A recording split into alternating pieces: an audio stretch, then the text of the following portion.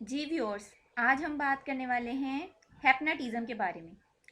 हैप्नोटिज्म क्या है, ये कैसे काम करती है, आज हम इसी मौजू को डिस्कस करेंगे।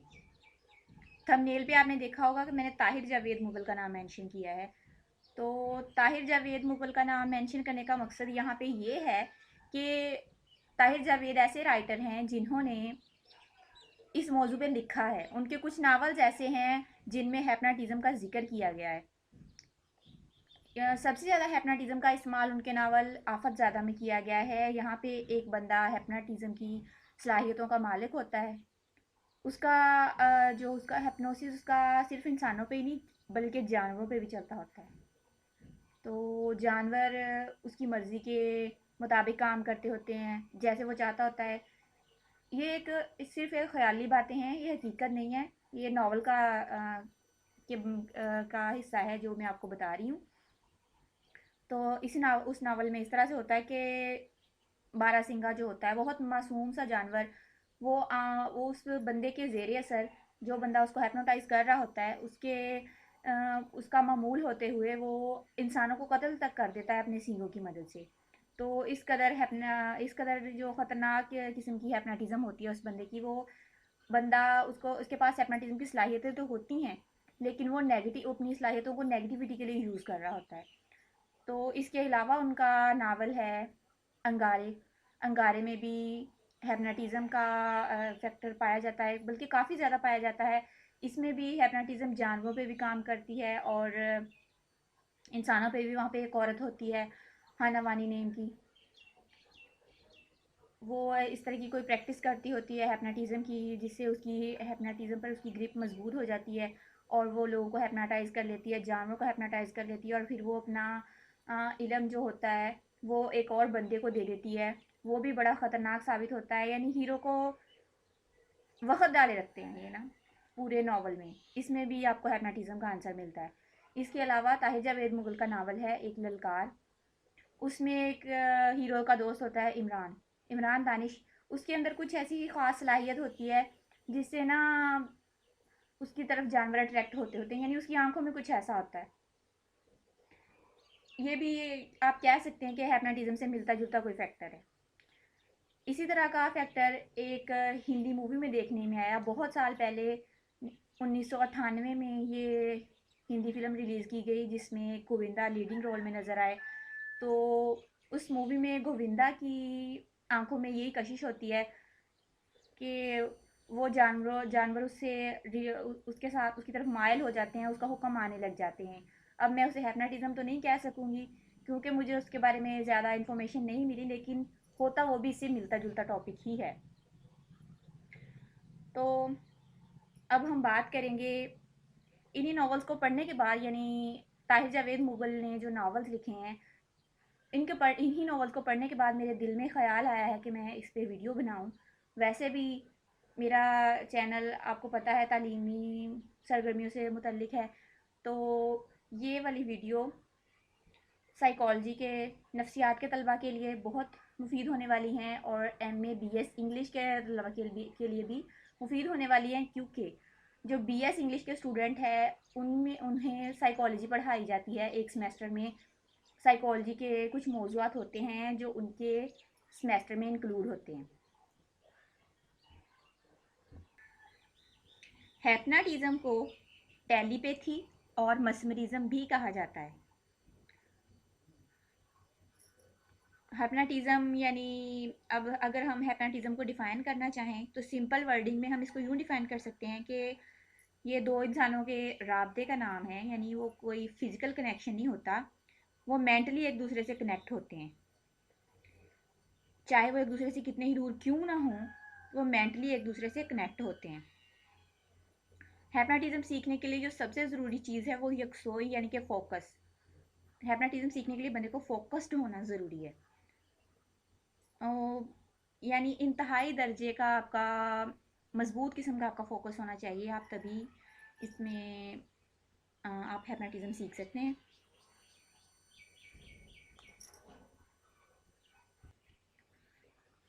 हिप्नोटिज्म का इल्म जो है दरअसल बहुत पुराना है। इसको इंग्लिश ज़ुबान में इसे हिप्नोटिज्म बोल देते हैं, टेलीपैथी बोल देते हैं, या फिर मस्मरिज्म बोल देते हैं। और लेकिन सूफिया कराम जो हैं, उनकी उनके लिए उन जो थे, वो इसके लिए हिप्नोटिज्म के लिए जो इस्तेलाह इस्तेमाल करते थे वो थी तसर्रुफ़ ख्याली। तो सूफिया कराम के जो तज़किरे हैं उनमें भी इस अमल की बेशुमार मिसालें मिलती हैं। तो इसमें भी यानी इन तज़किरों में इस तरह के एक इंसान अपनी कुव्वत ख्याली के ज़ोर से ना दूसरे के दिलो दिमाग पे छा जाता है और उसे जो चाहे कहलवा सकता है। मादा प्रस्त लोग जो थे वो इसका काफ़ी अरसे तक इनकार करते रहे, और इनकी फिर हमारे मुसलमान भी इसी तरह करते हैं ना कि फिर सो कॉल्ड लिबरल्स को फॉलो करते हैं, उन्हीं के कहने पे चलते हैं। तो वो भी उनके साथ साथ वो भी ना इसका इनकार करते रहे, तसरुफ़ ख्याली का इनकार करते रहे। फिर 18th सेंचुरी के वस्त में ना स्विट्ज़रलैंड का एक मशहूर माहिर तिब्बियात मैस्मर ये पैदा हुआ, और उन्होंने फिर अपने इंसानी दिमाग को अपनी तहकीक का मौजू बनाया, और 1885 में अपनी राइटिंग में उन्होंने इस चीज़ को इंकशाफ किया कि एक मकनातीसी अमल के ज़रिए इंसान के दिमाग को मसखर किया जा सकता है। इस अमल को वो मकनातीसी अमल अमल तनवीम कहता था। और फ्रांस में जो वो फ्रांस में रहते थे तो उसने अपनी एक कामयाब अमली तजुर्बागाह भी बनाई, लेकिन उसके ज़माने के जो लोग थे उन्होंने उस पर यकीन नहीं किया। और उसके बाद 1842 में इंग्लैंड में एक और शख्स जेम्स ब्रेड पैदा हुआ, जिसने इस अमल को जो है तस्हीर को साइंटिफिक बुनियादों पर दोबारा से इसका नाम हिप्नोटिज्म, अमल तनवीम या हिप्नोटिज्म उसने तजवीज़ किया।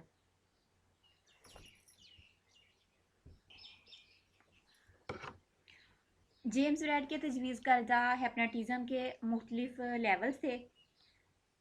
इसका जो इंतहाई दर्जा तो ये होता है कि जिस शख्स पर अमल किया जाए, यानी हिप्नोटाइज जिसे हम मामूल बोल देते हैं, जो हिप्नोटाइज करता है वो अमल होता है, और जिसे हिप्नोटाइज किया जाता है वो मामूल होता है, उसे हम हिप्नोटाइज्ड कह सकते हैं। इसके जिस्म के ना जो बंदा हिप्नोटाइज्ड होता है मामूल, इसके जिस्म के तमाम अज़ा बिल्कुल जामद और बेहिस हो जाते हैं, बिल्कुल बंदा फ्रीज हो जाता है। तो इसी के साथ इसके जो हवास होते हैं, हवास ज़ाहिरा और बातिना, यानी हम कह लें कि उसके नज़र हम देख सकते हैं उसके हवास वो भी, और अंदरूनी हवास जो हम नहीं देख सकते वो भी जो होते हैं बिल्कुल जामद हो जाते हैं। लेकिन इसकी एक दरमियानी वजह भी है, जिसमें जिसम बेहिस हरकत नहीं होता, इसका यानी एक दरमियानी दर्जा भी होता है, उसमें इंसान का जिसम बेहिस हरकत नहीं होता। इसी कैफियत का जिक्र करते हुए वर्ल्ड फैमिली इंसाइक्लोपीडिया में लिखा है कि अगर तनवीम का अमल हल्का हो तो मामूल हेप्नोटाइज यानी कि इस काबिल रहता है कि वो मुख्तलिफ अशिया का तसव्वुर कर सके। मसलन इस हालत में ये मुमकिन है कि वो आमल की हिदायत के ज़ेर असर अपने आप को कोई और शख्सियत यकीन कर ले, यानी मुझे अगर हेप्नोटाइज किया गया है तो जो मैं हूँ, मुझे अगर कहा जाए कि तुम नहीं हो बल्कि तुम दूसरा इंसान हो, तो मैं इस बात पे यकीन कर लूँगी। इसके अलावा उनको मामूल को कुछ ख़ास चीज़ें नज़र आने लगती हैं जो कि फ़िल वाक़या वहाँ मौजूद नहीं होती।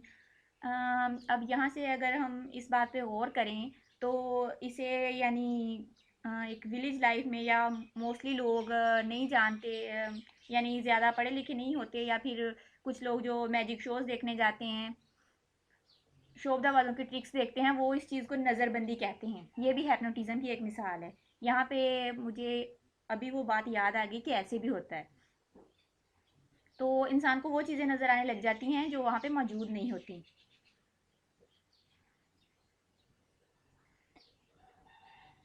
तो ये world family encyclopedia James bread की तहकीकात और तजुर्बात के बाद जब उन्होंने ये तजुर्बात किए, इन तजुर्बात के बाद जो लोग थे उनके अगेंस्ट थे, मादा प्रस्त थे, उन्होंने इस चीज़ को मान तो लिया। इसके अलावा जो इसके कायल नहीं थे, उन्हें भी खामोश हो जाना पड़ा। हिप्नोटिज्म आजकल मगरबी दुनिया में एक बहुत बड़ा दिलचस्पी का मौजू बना हुआ है। सैकड़ों अमल इसके ज़रिए रुपया कमा रहे हैं, और मरीज़ के इलाज में भी इससे काम लिया जाता है। और इसे कुछ आते जो हैं बंदे से छुड़वाई भी जा सकती हैं। इसका पॉजिटिव इस्तेमाल किया जाए तो इससे कुछ आते छुड़वाई भी जा सकती हैं। इसको मनफी मकासद के लिए भी इस्तेमाल किया जा सकता है। मनफी मकासद में इस तरह से इस्तेमाल किया जाता है कि कुछ चोर हैं वो अभी इस तरह से एक मनज़म तरीके से चोरियां करते हैं कि वो अपने जिस इंसान के यहाँ उन्होंने चोरी करनी होती है, जिसको उन्होंने लूटना होता है, वो उसको हिप्नोटाइज कर लेते हैं कुछ अरसे के लिए। इस तरह के वाक़यात आपको सुनने में आए, मेरे सुनने में भी एक इस तरह का वाक़या आया था कि एक बंदा था, उसके पास कोई बंदा आया, उसने आके उससे बात की है, उसे बोला है कि तुम्हारे पास जितने भी पैसे हैं वो सारे ला के मुझे दे दो। तो जिस बंदे से यूं बोला गया है उस बंदे ने उसके हुक्म पे अमल किया और तकरीबन 40,000 रुपये उसको ला के दे दिए। और फिर बाद में जब वो अपनी असली हालत में वापस आया तो वो परेशान हो गया कि मैं इस तरह से कैसे कर सकता हूँ। लेकिन उसको ये बात याद थी कि मैंने ऐसे किया है, उसने मुझसे आके मांगे हैं और मैंने उसको दिए हैं। यानी मुकम्मल तौर पे इंसान बेहोश तो नहीं होता, थोड़ा थोड़ा इंसान को होश होता है। इसी तरह से होता है, जुराइम पेशा अफराद भी इसको यूज़ करते हैं, यानी जो इस काबिल हैं। हैप्नाटिज्म को मेमोरी रिकवरी के लिए भी इस्तेमाल किया जाता है। बहुत सारी चीज़ें ऐसी होती हैं जो हमें भूल गई होती हैं, वो हमारे कॉन्शियस से यानी हमारे शऊर से ताहता शऊर में जाती हैं, उसके बाद वो लाशऊर में चली जाती हैं। और जो चीज़ें लाशऊर में चली जाती हैं उनको याद करना, रिकवर करना आसान नहीं होता, बल्कि नामुमकिन की हद तक मुश्किल होता है। हिप्नोटिज्म के ज़रिए हमारी लाशऊर में जो चीज़ें गई होती हैं वो दोहराई जा सकती हैं। वो वहाँ से यानी यही हिसाब कह लें कि वो चीज़ें जैसे हम घर में कुछ चीज़ें ऐसी होती हैं स्टोर रूम में फेंक दी गई होती हैं, उनका किसी को याद भी नहीं होता, और इसी तरह की वो यादें जो होती हैं वो स्टोर रूम से वापस लाई जाती हैं। हिप्नोटिज्म का यही हिसाब है। हिप्नोटिज्म का ये वाला मौजू बहुत वसी है, इस पर मेरे पास बहुत डाटा था, लेकिन अगर मैं वो सारे पॉइंट्स इंक्लूड करने लगूँ तो वीडियो बहुत लंबी हो जाएगी और व्यूअर्स बोर हो जाएंगे। अगर आप चाहते हैं कि इस मौजू पे मैं और भी एक्सप्लेन करूं तो आप मुझे कमेंट में बताएं। फिर अगर आपका जवाब पॉजिटिव हुआ, आप चाहते हैं कि मैं इस पे ज़्यादा वीडियोस बनाऊं, तो मैं फिर इसके पार्ट्स बना दूंगी, 2 या 3 पार्ट्स में इस वीडियो को मैं डिफ़ाइन कर दूंगी। फ़िलहाल के लिए इतना ही। आप अपना ख्याल रखिएगा और मुझे दुआओं में याद रखिएगा, और चैनल को सब्सक्राइब एंड लाइक शेयर करना मत भूलिएगा। अल्लाह हाफिज़।